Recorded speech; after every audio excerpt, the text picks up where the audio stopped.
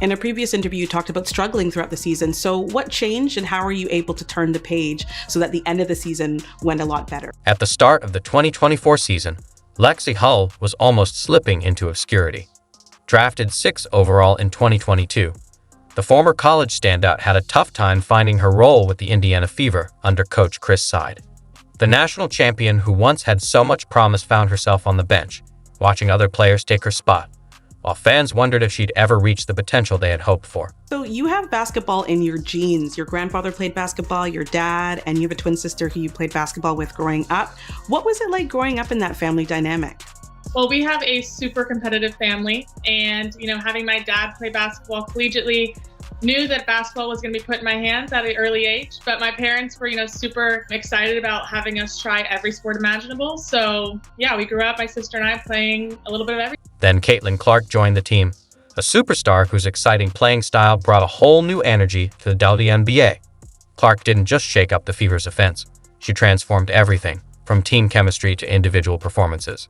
Her arrival had a powerful impact on everyone, especially Lexie. I think it was important to get to know her off the court because I do think that, connections, getting to know people really play a part in the success of teams. In her recent interview with She's for Sports and the Dunker Spot, Lexie opened up about what really happened behind the scenes.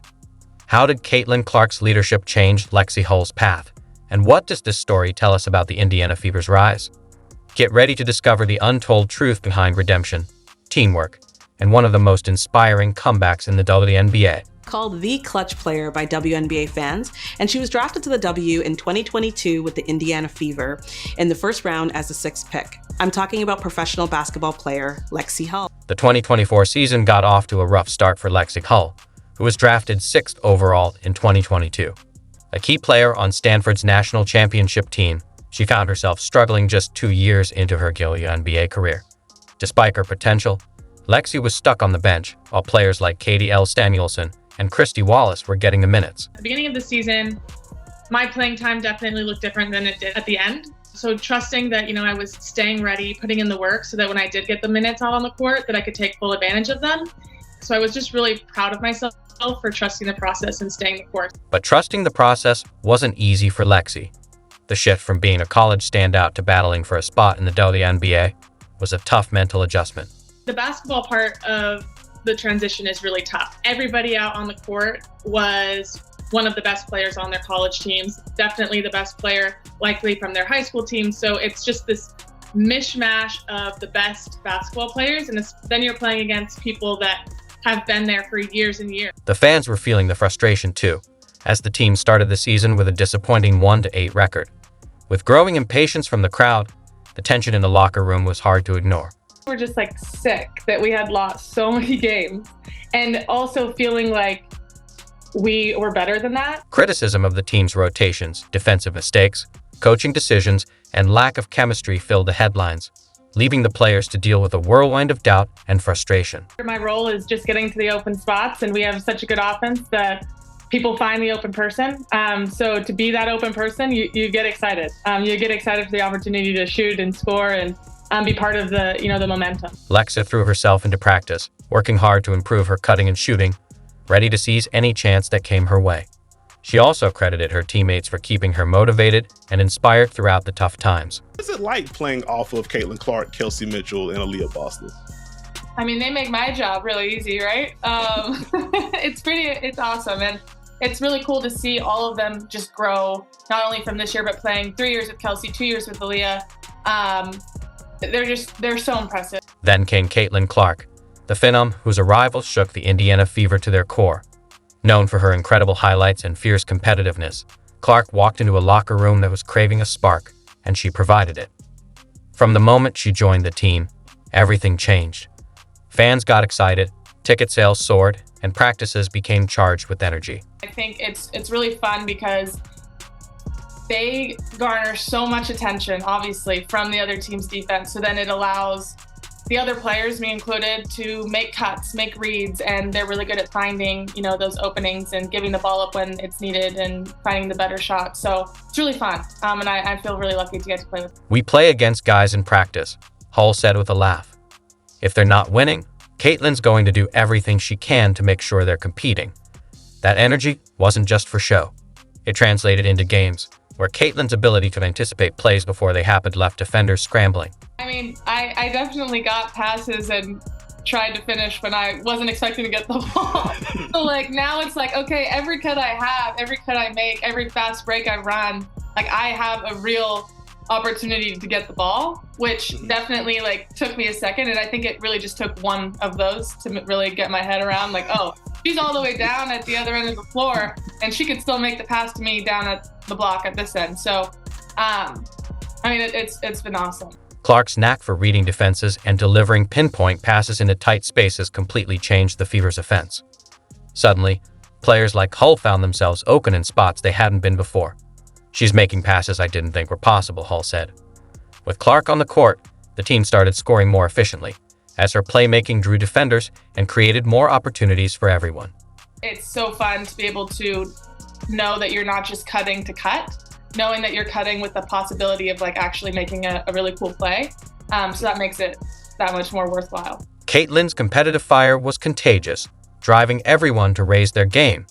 Before long, players were feeding off her energy and starting to believe they could compete with anyone in the league.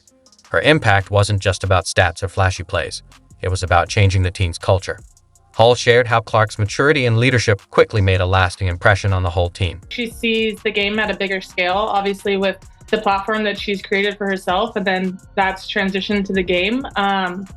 It's huge. And I think like for me, especially as a point guard and as someone that's delivering a lot of the passes that lead to shots, like if I miss, she's definitely going to say like, you got the next one. Like I can count on her for keeping me like confident and positive. So yeah, I think that shows the player that she is and the leader she is as a point guard. And step up they did. As the Fever started to click, their offense became a unified, dynamic force. The game becomes so much more fun when you know you're cutting with a real chance to make a play, Hull said. Clark wasn't just another rookie, she was a game changer. But the big question remained, was her arrival enough to turn the season around? That answer would reveal itself in the weeks to come. It's really awesome to get to know her as well because you know, she's a great person, but you have all these expectations put on her and our team has put on her and fans have put on her. So to see her kind of be so mature in that transition, it's been really awesome. And I'm just really proud to, have her on the team and it's been exciting. If you're enjoying the video so far, make sure to like, subscribe, and turn on notifications. We really appreciate you taking the time to watch. Now, let's get back to the action. Indiana Fever had a history-making year. What was that like for you to be a part of that? I'm really grateful for the opportunity to not only play in the WNBA, but to be on a team like the Indiana Fever. I've seen so much growth, not only on the team side, how we're performing on the court, but also the growth in fans. I mean, on the road, it felt like home games. We're playing in sold-out arenas that we have not played in the last 2 years before that. So, I mean, it's just really exciting. The Fever's journey from chaos to chemistry didn't happen overnight. The turning point came not during games, but in the hard work they put in during practice. Hull recalled intense scrimmages where Clark's fierce competitiveness raised the bar whenever something wasn't working. "Caitlin wasn't afraid to push us to fix it," she said. Paul remembered how her energy was contagious, pushing everyone to match her intensity. Coaches started to see the team's growing resilience. Practices were no longer just drills, they were battles, and from those battles, a team identity began to take shape. For Hull, this shift was both personal and collective. All of it comes down to trusting the process, and part of that process is making sure that the work's getting done. During the Olympic break, Paul focused on refining her cuts and boosting her shooting consistency. "We had a full month of practice," she explained.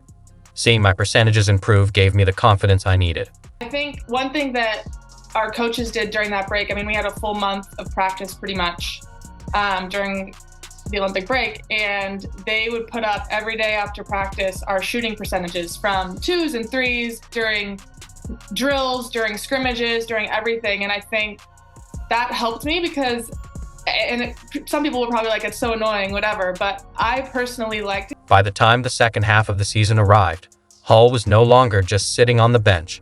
She had become a key part of the team's offense. Clark's arrival played a major role in Hull's comeback. Her ability to attract defenders created space for Hull to shine.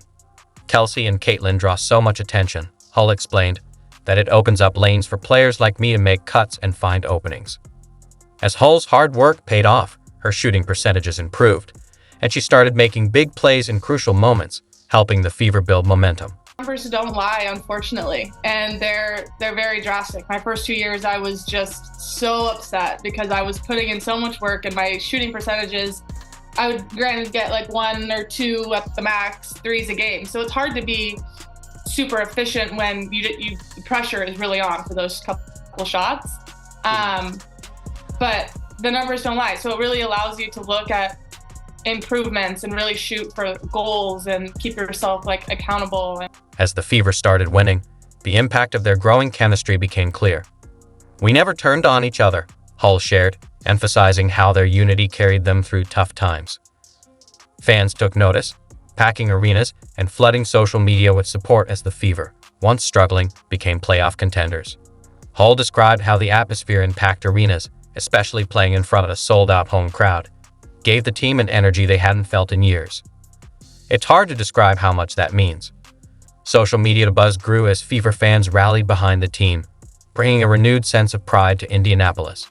All of these people were supporting me this whole time, and I didn't know that they were supporting me until that moment. So like, you kind of forget that there's these people behind the scenes until they come out of the woodwork and say like, "I've been following along this whole time. Like, I'm so proud of you." And that just feels so good to know that there's, such a community behind everybody on our team, even when you don't hear it every day. Their transformation wasn't just a comeback, it was a bold statement, with Clark leading the way and Hull hitting her stride. The Fever didn't just make the playoffs. They were setting their sights on something bigger, determined to redefine what the team could accomplish. The big question now was how far they could go, and how long this unity could last with rising expectations. You and Erica Wheeler started swapping outfits, so where did that idea come from? Our styles are so drastically different. So we were just joking, like, I wonder what it would look like if you could pull it off. And the first outfit was something so outside of what I would have ever picked out of my closet. And I was like, that's not going to look good on me. I'm like, all right, let's try. So then I tried it on and everyone was like, you pull it off, you pull it off. So then it just became part of the pregame tradition. And it's a really fun, lighthearted way to just, get us in the mood to play. The Fever's rise wasn't just felt on the court. It also changed their lives off it. For players like Lexie Hull, the newfound fame brought both excitement and unexpected challenges.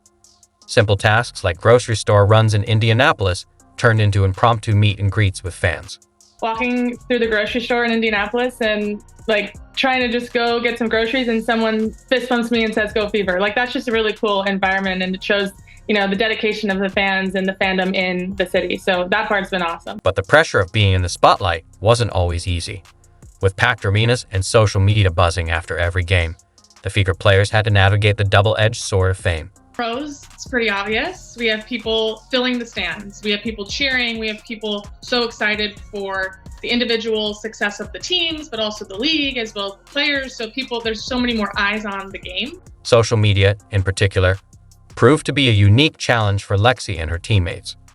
The constant stream of feedback was both motivating and overwhelming. It's hard. It's easy to say, don't read it. But everybody does a little bit. And I think it's having that support system to help keep you on track. Despite their positive approach, the emotional toll of fame was real. Hull opened up about moments of self-doubt, especially after tough losses. It's part of the job, but it's not easy. Even with these challenges, the Fever leaned on each other for support. The team built a culture of accountability, shielding one another from the outside noise and staying grounded together.